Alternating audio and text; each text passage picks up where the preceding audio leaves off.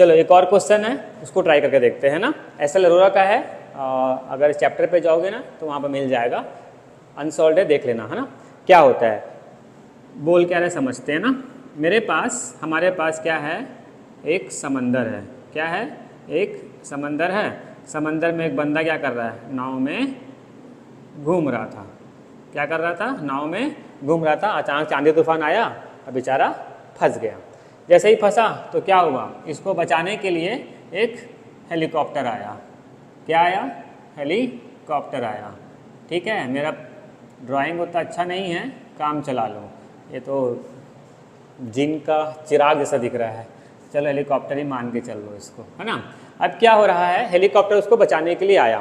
तो देखो यहाँ पर बोला है कि ये जो बंदे का वेट है ना, वो है 70 किलोग्राम। बंदे का वेट कितना है, 70 किलोग्राम। अब इसको क्या करेंगे, एक स्ट्रिंग से खींचेंगे। बोल ये रहा है कि ये जो स्ट्रिंग है ये मैक्सिमम 100 किलोग्राम का वेट सहन कर सकता है। अगर उससे ज़्यादा होगा तो ये स्ट्रिंग टूट जाएगा और बंदा बेचारा कम से कम जो नाव में था अब वो सीधे समंदर में गिर जाएगा। तो अपने को बोल रहा है कि वो एक्सेलरेशन बताना है जिसमें ये सेफली क्या कर सके, उस बंदे को उठा के ले जा सके। और अभी हम लोग ये पढ़ रहे थे कि अगर कोई बॉडी ऊपर जाता है और एक्सेलरेशन के साथ में जाता है तो उसका जो वेट होता है, एपरेंट वेट जो होता है, वो एक्चुअल वेट से ज़्यादा होता है। तो सोचो ना, अगर ये मैं एकदम अरे यार जल्दी घर जाना है, कुछ काम है मेरे को, इसको खींचे उठा के निकाल दिए तो क्या होगा। अगर मान लो एक्सेलरेशन ज़्यादा हो जाएगा, इसका 70 किलोग्राम का एक्चुअल वेट से एपरेंट वेट ज़्यादा हो गया, अगर 100 क्रॉस करेगा ना तो स्ट्रिंग क्या होगा, टूट जाएगा। तो अपने को वो एक्सेलरेशन ढूंढना है जहाँ पर ये बंदे का एपरेंट वेट 100 क्रॉस नहीं करना चाहिए। तो पूरा केस क्या है, पूरा केस ये है कि चलो बेचारे को पहले पानी से बाहर निकाल देते हैं ना। क्या निकाल दिया, पानी से बाहर। इसका सेल्फ वेट कहाँ काम करेगा, नीचे की तरफ। कौन है, mg। ऊपर में कौन है जो खींच रहा है, टेंशन।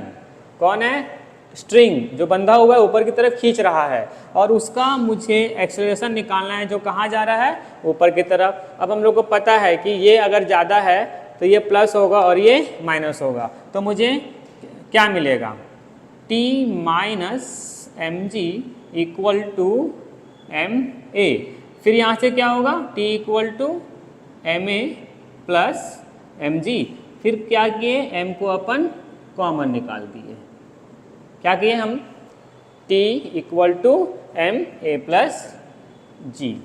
थोड़ा यहाँ पर वैल्यू पुट करते समय ध्यान देना कि जो टेंशन है वो किलोग्राम पे दिया है, टेंशन को हम लोग को न्यूटन में बनाना पड़ता है। तो क्या होगा, t कितना है, t हो गया 100 इंटू 9.8 इक्वल m कितना है 70, a कितना है निकालना, और g कितना है 9.8।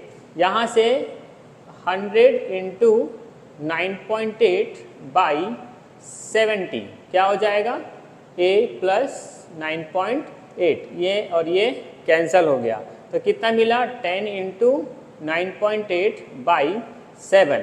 अब देखो ये प्लस में है 9.8, वहाँ जाएगा तो माइनस हो जाएगा। 9.8 इक्वल टू a। यहाँ से मैं 9.8 को कॉमन निकाल लेता हूँ। देखो इसके बाद का तो कैलकुलेशन है ना, वो जिसका जैसा दिमाग दौड़ रहा है वो ऐसा बनाएगा। हर चीज़ मेरे जैसा बनाने की जरूरत नहीं है, मेरे से अच्छा कैलकुलेशन होगा तुम लोग का, है ना। चलो तो यहाँ से कितना आ गया, ये बाहर निकल गया, कितना बचा माइनस, तो कितना हो गया a। यहाँ पर क्या आ जाएगा 9.8, यहाँ पर आया 10, 7 का एलसीएम निकलेगा, कितना आएगा 7 बाई ये हो गया इक्वल टू a। चलो इतने में अगर अपन बना सकते हैं तो बना लेते हैं। कितना आएगा बताओ, 9.8, 10 में से 7 गया, कितना बच्चा 3 बाई 7 इक्वल टू a। 7 1 जा 7, कितना बचा 2.74 जा, तो कितना आ गया a इक्वल टू 1.4 इंटू 3, तो मल्टीप्लाई करेंगे 14 3 जा 42, तो 4.2 मीटर पर सेकंड स्क्वायर।